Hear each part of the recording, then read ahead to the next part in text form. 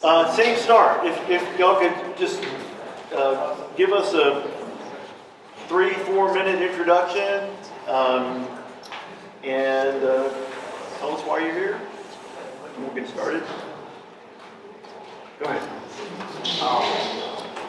So good to see everybody. My name is Chris Bailey. I work for the North Carolina Coastal Federation in my role as the Resilience and Climate Adaptation Coordinator for the Eastern North Carolina Sentinel Landscape. So, by a show of hands, who knows what a Sentinel Landscape is and that you are in the largest Sentinel Landscape in the country? A few people. Awesome. But for those who don't know, I just want to take a step back to explain the Sentinel Landscape Partnership so that we can really get to, what does this bring to the communities that are within this partnership. So, Sentinel Landscape Partnership at the federal level was established in 2013 out of a memorandum of understanding between the Department of Defense, Department of Interior, and USDA. And it was done so out of an understanding that by focusing their collective resources to areas around military installations and ranges, they would be able to stretch each dollar farther, overcome internal resource constraints, and collectively address their shared priorities. So those are military readiness, bolstering working land economies, natural resource conservation, and increasingly climate resilience. So that's at the federal level. And then that partnership is coordinated by an FCC, the Federal Coordinating Committee, that designates Sentinel landscapes across the country to areas where natural and working lands are particularly well suited to protect the defense installations. And so we are the largest Sentinel landscape in the country, the Eastern North Carolina Sentinel landscape. We are 33 counties, 11 million acres, 5 anchor installations, which are Camp Lejeune, Marine Corps Air Station Cherry Point, Seymour Johnson Air Force Base, Fort Liberty, formerly Fort Bragg, and the Dare County Bombing Range. And so our local partnership is 40 organizations from the federal, state, NGO, private realm, and I have the privilege of serving in a pilot role, which is as the Resilience and Climate Adaptation Coordinator, working with those partners, working with defense communities to advance projects that, again, touch on one but often multiple of those 4 pillars: military readiness, working land economies, natural resources, and climate resiliency. What was the last one? Climate resiliency? Oh, sure. I'm Heidi Smith, 31 years with Tideland Electric Membership Corporation. We're the power provider for 6 Eastern North Carolina counties. Our territory begins at Mans Harbor, and so we serve all of mainland Dare County, and comes down to Fairfield Harbor in Craven County, Newbern. And we also serve Carteret-Craven Island. And so my role at the cooperative is a lot of hats, but it's Energy Services Manager and Corporate Communications. So, and there's a whole lot of things that are involved in that. And today I'll primarily focus on our efforts at Ocracoke, Hatteras, south end of Hatteras Island, and talk about our mainland Hyde County and Dare County territories, and some of the things that we're having to do. And we've just obviously had a lot of hurricanes. Practice doesn't necessarily make perfect, but you get smarter and smarter each time around. There are always lessons to be learned. And so we're having to apply some of those, and also some major decisions have to be made. And just to reiterate what DOT said, the IIJA funding right now, I would say there's almost an unprecedented amount of money that is being made available to America's electric utilities. And it's a competitive process.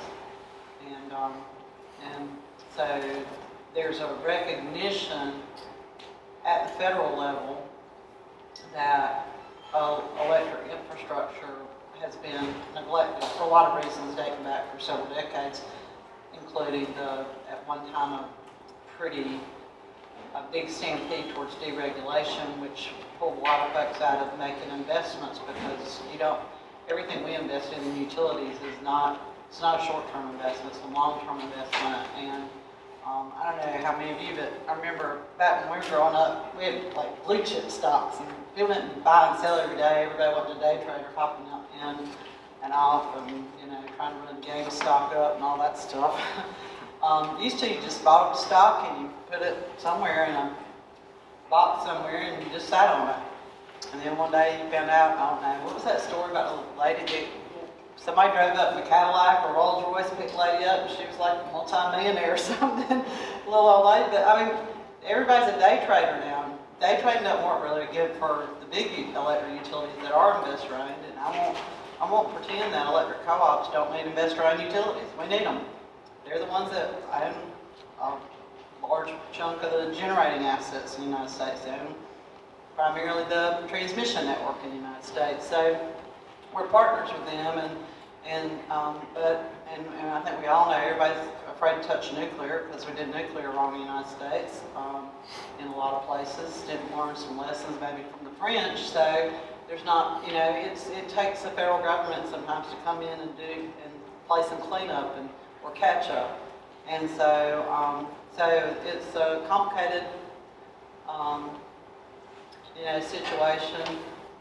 And the one thing that sucks when you're for a power company, and when you're served by a power company, is to be at the end of the line. That's the worst place. I mean, it's like maybe the prettiest view to live, but if you're talking about reliability and infrastructure, being at the end of the line does not exactly have its perks. So, so we'll talk a little bit about that, and the difference between resiliency and redundancy, which is a big word for us.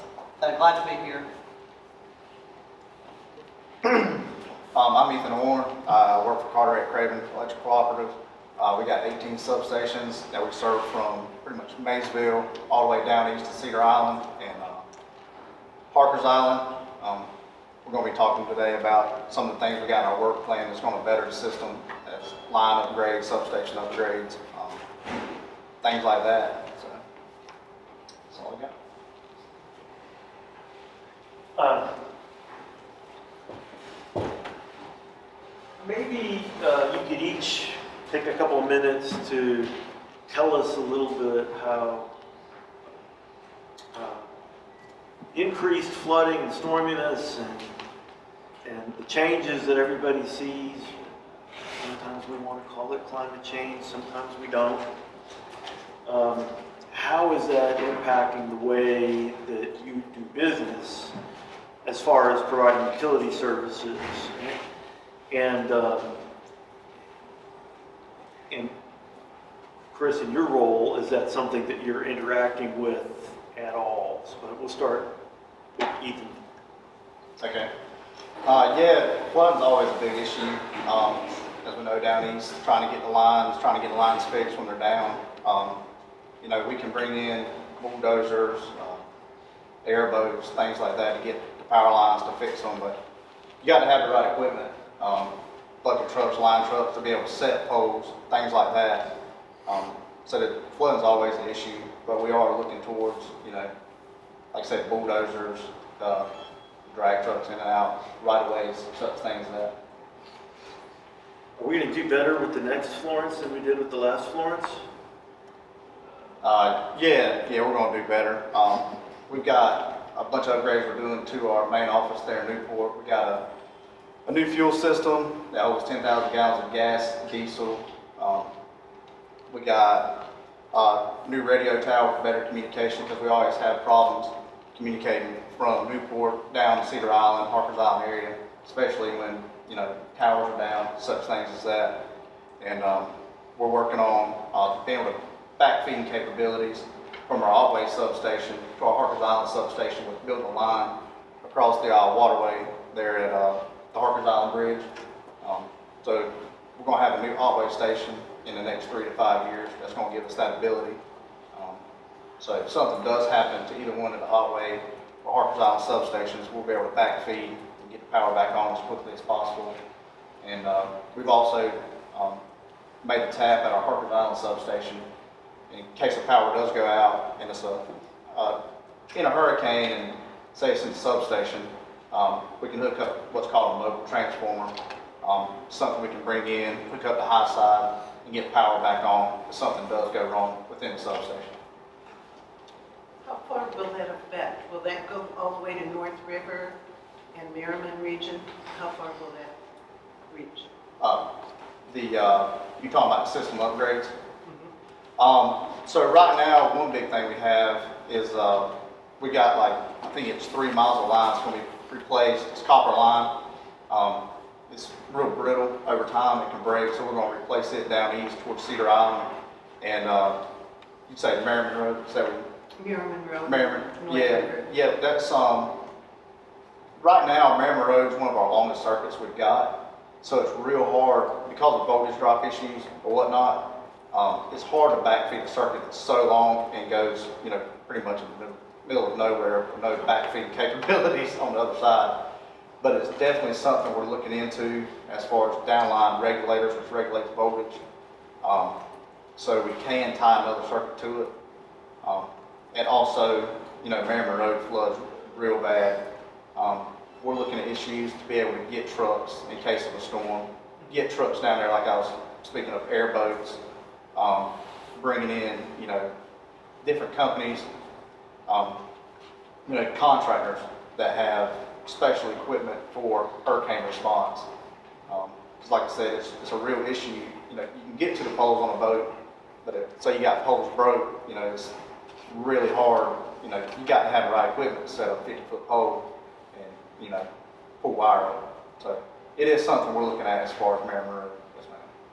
Are you looking at anything that would be community-centered utilities where, they'd be on solar power or something like that for just remote areas like we have? It's something we have looked into, but we have not looked very deeply into it. No, ma'am.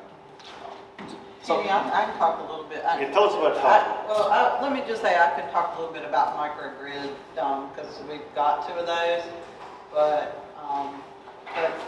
Carteret-Craven, along with all the other electric cooperatives in the state, we actually all jointly own those projects, and so we're all involved in it's like I consider a learning laboratory, and we're all benefiting from those projects that we've got deployed across the state. So we've got some that are focused on agriculture, we've got some that are focused on residential, and then some of them strictly like peaking power, and so every one of them has a little different application, and we're all joint owners in those projects, and we all are sharing the data. So because, again, there's some specialized skills there, and we are, all tend to be a little bit smaller local, and so we have some specialists that we share at the statewide level.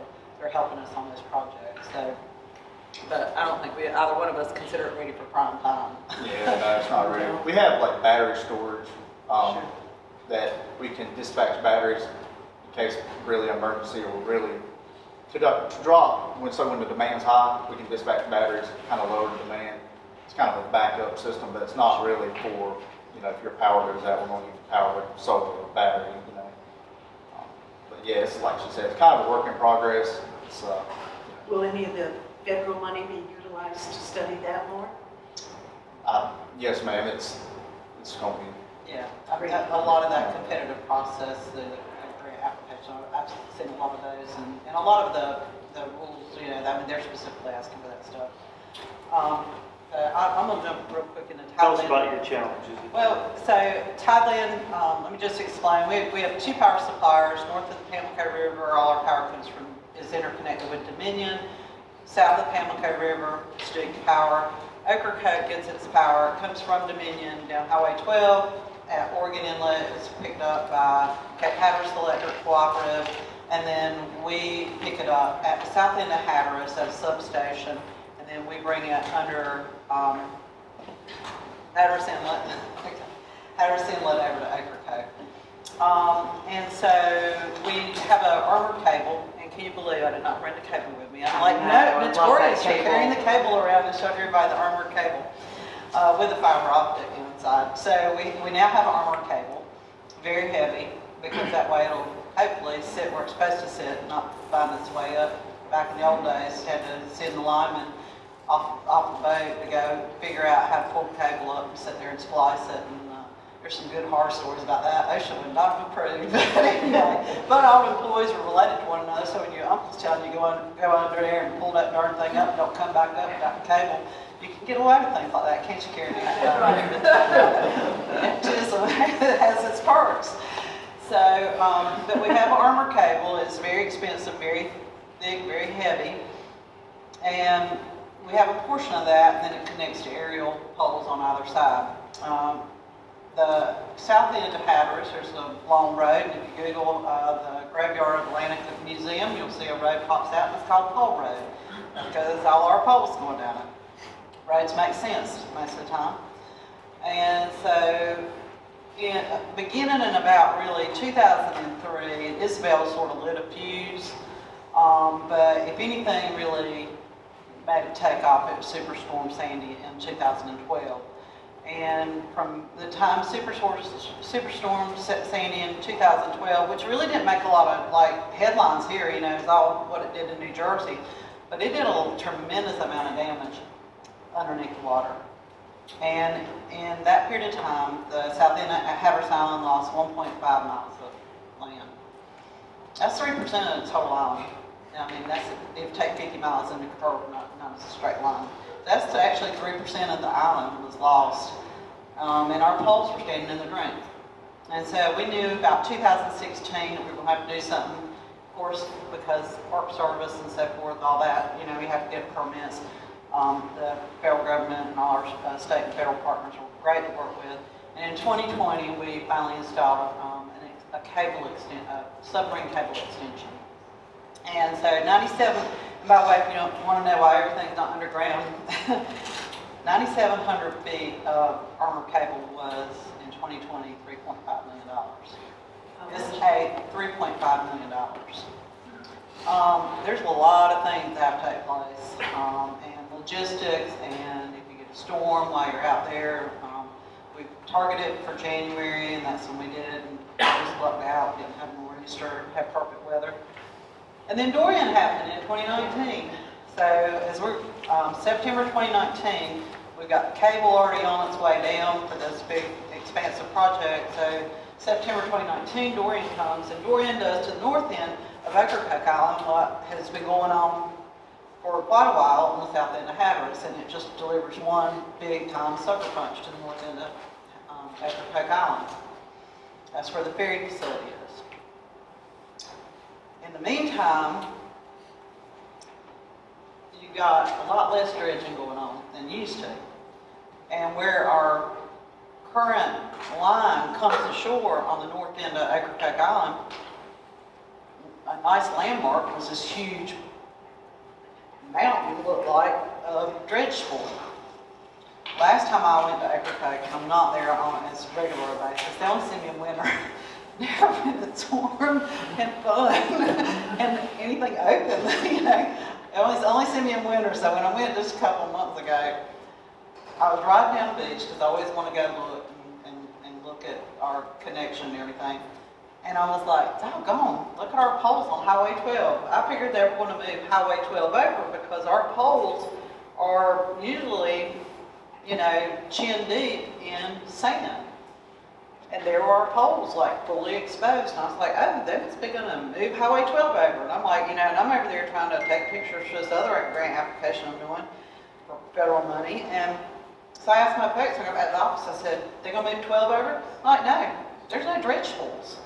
So now, when the beach, when it's over, and there's no dunes, and the ocean is washing over, now they're borrowing the sand that our poles are sitting in. And they're having to take it over and move it over because they don't have dredge spoils. I mean, so much of this is interconnected. And you know, I remember when my kids were small, and there was this little addition subtraction game, and it was worms. And it's like you pull the head of the worm to like add 3 and, you know, or to do this, and you know, something else changed on the worm. So that's the way these things are, and one thing impacts the other. We all know that there has been a lot of discussion about what to do about the ferries, about tolling ferries, free ferries, cutting ferry schedules, you know, this, that, and the other. And if you know Carteret-Craven, that's the lifeblood. I mean, that is their highway. The ferry system is their highway system. And so, you know, that also brings to mind, now we've got cars that have no stacking lane at the north end of Ocracoke Island. Because all that's been washed away. And there's now this new discussion about what do we do about that? Where's that ferry infrastructure? Well, if you look at the situation on Hatteras Island, you know that you have the new bridge. You know that they're not going to maintain 12 where the, what's it called, Rodanthe Bridge? The long, yeah. New Inlet Bridge? Yeah. So you got that bridge, so you're not going to do that. So, you know, that brings into all these, you know, things about when you're making investments, are you going to have access to those investments? Is the state going to be able to, you know, stand their ground on the north end? Will they need to move it farther south? Will they need to consolidate? So there's lots of those things. So right now, we're needing to put another 2,000 feet of submarine cable, $1.6 million, and we have submitted you have to do a pre-application. So our pre-application was accepted, and we're invited to do a full-blown application for those federal infrastructure dollars. Just a few other things that I'll say, because I don't want to give out. I love Ocracoke, I really do, but Ocracoke is so blessed to be Ocracoke, y'all. You know, when you're named the best beach in the United States, that helps you. When you're named one of the best beaches in the world, that really helps you. When so many people have great thoughts and nostalgia, and you're just like a feather in tourism's cap, you know, for the headlines. And I'm gonna be honest with you, it doesn't hurt when you're a writer for, I don't know, whatever big newspaper or TV station, and you say to your boss, I really need to cover a story at Ocracoke. So we get a lot of national attention, we get a lot of international attention. And I'm so thankful for that, because I believe it really brings resources to bear that the island would not have otherwise. But nobody's calling me about Stumpy Point. Nobody's calling me about Merritt. Nobody's calling me about Lowland. And nobody's calling me about East Lake. So, and those things are happening there too. There's a lot of challenges. Hyde County got population loss. They need better infrastructure. They need hardening up. They need redundancy. They need alternatives. And the population is declining. So there's some real thoughts that have to, you know, take place. I was really interested back when the lady, I'm sorry, Church's daughter from Duke was here. She actually put that slide up about Dawson Pugh, the farmer. Well, he sits on our board of directors, and a really good director at that. And we know firsthand about that inundation. We did submit a second application for the federal government, and actually I just got the denial on that pre-application. But that one was to try to negate having to build 23 miles of new line from Englehart to Stumpy Point with only one electric service on it, and that's the bombing range at Dare County bombing range. And one of the reasons why we don't want to have to build back there, but we need redundancy. We need redundancy, but we really don't want to put it there because saltwater inundation goes forest and fires that burn and burn and burn for months. I've got pictures of poles that are, the wire's here, the pole has burned from the top up, and all that's left is a cross arm and it's ladder in the wire and the pin that holds it. So a lot of that's going on. We've moved 2 substations. We used to have a substation at Stumpy Point. We no longer do. That was relocated to Mans Harbor where it's nice and high and dry. We've also moved a substation in Englehart to where it's dry. I won't say high, it's dry. We do have a I will touch real quick on the microgrid because I know that gets everybody's attention.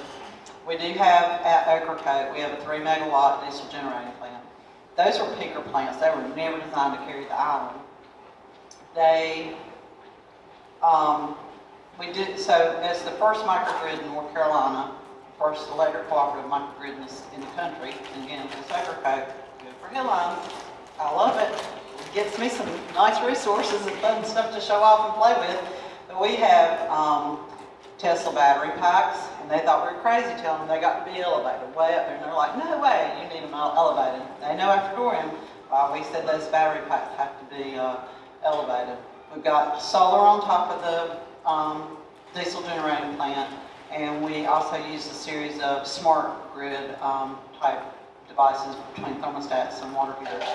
So all those things, I mean, one of the things I'll say is it takes an all of the above approach. So there's your question about neighborhood and what you can do, but it's going to take a lot more integration with consumers, and it's going to, and if you don't want to do it, manage it yourself, you're going to, have to have your smart devices and be able to schedule things. Electric vehicles, charging facilities, and those sorts of things. So there's some of that. There's also, right now, I have Generac pulled by zip code. How many Generac? Y'all know how much Generac capacity is in our communities? Like, it's amazing. And there are houses that have bigger generators than several of our businesses. Like, it's amazing what houses make. 480 services on houses, CT meters and all that. But, so there is some experimentation going on right now as to can we utilize that residentially owned generation and access it and put it to use on the grid. So we're living in a great time because everything is data driven. We got the smart meters, if we can get them. We got smart meters, we've got data. There's so much technology out there that we can do a lot of things and test a lot of things. But here's what I'm gonna tell you. You've gotta be prepared. You've gotta be prepared. We're getting people back on faster than ever before. Our lives are more electrified. It is more inconvenient. But what is shocking, I've been at the college 31 years. I've seen a lot of hurricanes. Hurricane Florence, I felt like I needed to be on Prozac because I saw a community that had never been flooded before. And when I go, Isabel, Irene, even Dorian, when you've been flooded before, you're better prepared than if you haven't been. And what was the scariest thing was going in Fairfield Harbor where 900 of the 2,000 homes flooded. And I saw people. I know that people literally died sooner because of that, because they'd never been through it before. They didn't have the mental infrastructure, they didn't have the physical infrastructure, they didn't have the family infrastructure, nothing to make them through it. And we've got to better prepare people because preparation makes us better. Preparation helps us emerge and resume our lives much more quickly. And we've got to do it. And we're going to help lead the way. Just want to make sure Chris gets back. You've got about 5 minutes. Okay, perfect. So these changes, climate change, has impacted the work of the partnership. One thing that I want to stress, and I think a lot of people here know this, we have the 5 anchor installations, and I named where those are. But we are 33 counties as a Sentinel landscape, and the reason that we are 33 counties is because across those 5 installations, that is the military mission footprint. So the military's mission extends well outside of those fence lines that we see. And you all know this. The military, their installations, they are dependent on the communities within which they are situated. Because that's where people live. 98% of all installations get their utilities from the communities where they're located. They share your transportation infrastructure. 70 is part of the STRANET, Strategic Highway Network. And so there's always been this focus on maintaining military readiness by work off installation. And actually, the program under Department of Defense, it's called REPI, it's the Readiness and Environmental Protection Integration Program. And they're actually, who pays my salary, they are congressionally authorized and they are the Department of Defense's key tool against encroachment, and they are only allowed to expend their funds off installation, because that is where a lot of the necessary resilience work that enhances readiness is, whether it's just preventing development that challenges the ability to test and train. So Marine Corps installations east, they've lost 85% of their air training space simply because of development and conflict there. When there's habitat loss off installation, particularly threatened and endangered species, habitat loss off installation puts more pressure on the installation with restrictions. They become those bastions of T&E species habitat. And then when there are climate resilience challenges off installation, that impacts the installation, whether it's taking down their utilities, whether it's making these communities places that it's dangerous for service men and women and their families to live, or even just simply inconvenient. They need to retain their talent. And if you're living somewhere where you don't have consistent, reliable power, people aren't going to want to do that. And that's a military readiness challenge. So a lot of this focus is off installation, and because of the impacts of climate, which is really when you think about it, it's a water challenge, whether it's too much water, too little water causing fire, expansion of water, and sea level rise. These are all challenges that we are connected by. And so the level of coordination the installations are having to have with their communities in order to sustain their mission, that is growing under climate change. And so what I just really want to, if you take anything out of this ramble that I've just done, it is that you are important to the installation.